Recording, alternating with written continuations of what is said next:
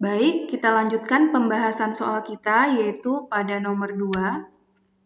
Nilai kosinus 140 derajat dikurang kosinus 100 derajat dibagi sinus 140 derajat dikurang sinus 100 derajat.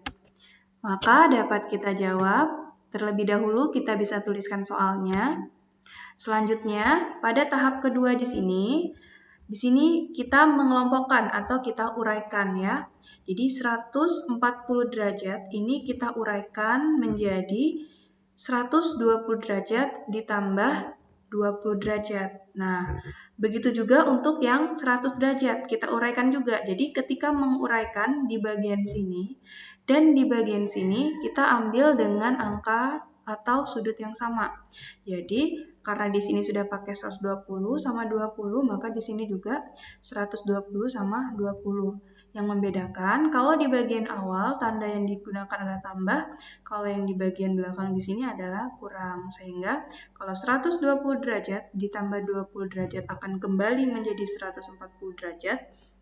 Dan untuk 120 derajat ketika kita kurang dengan 20 derajat akan kembali ke 100 derajat. Begitu juga untuk bagian yang bawah atau bagian penyebutnya. Sama, kita menggunakan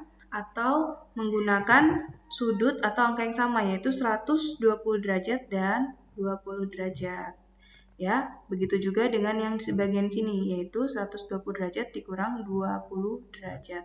Pada dasarnya untuk sudut yang kita ambil adalah sama, yang membedakan di bagian pembilang itu bentuknya adalah kosinus dan bagian bawah adalah sinus, di mana kita menggunakan prinsip dari rumus hasil kali sinus kosinus, yaitu di mana rumusnya yang ada tertera di sini ya. Jadi kalau kita lihat untuk bagian pembilang ya, di sini sudah sama dengan rumus yang ini ya.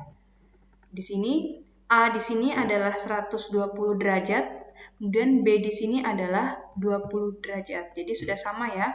Yang bagian pertama ditambah dan bagian kedua dikurang. Untuk bagian penyebut itu kita menggunakan rumus yang ada di bawah ini ya. Bentuknya sudah sama-sama sinus.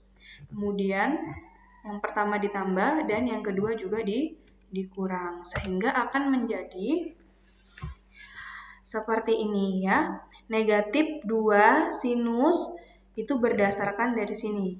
Nah, A-nya kita masukkan 120 derajat, kemudian B-nya 20 derajat. Kemudian untuk bagian penyebut ini diperoleh dari 2 dari sini. Kosinus A-nya masukkan 120 derajat, kemudian B-nya kita masukkan 20 derajat. Sehingga kita bisa sederhanakan akan menjadi negatif sinus 120 derajat dibagi dengan kosinus 120 derajat ya. Karena di sini 2-nya kita bagi 2 dengan yang di bawah, maka dia akan menjadi 1. Makanya tidak perlu ditulis lagi ya. Kemudian sinus 20 derajat di sini kita bagi dengan sinus 20 derajat di bawah, maka hasilnya 1 juga. Sehingga yang tersisa adalah si negatif sinus 120 derajat dibagi kosinus 120 derajat. Nah, ini bisa kita ubah bentuk menjadi bentuk tangan ya. Kenapa? Karena untuk sinus per kosinus itu bisa menjadi tangan, sehingga menjadi negatif tangan 120 derajat.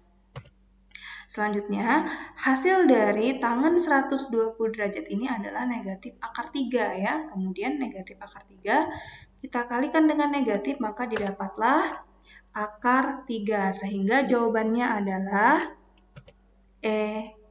Terima kasih.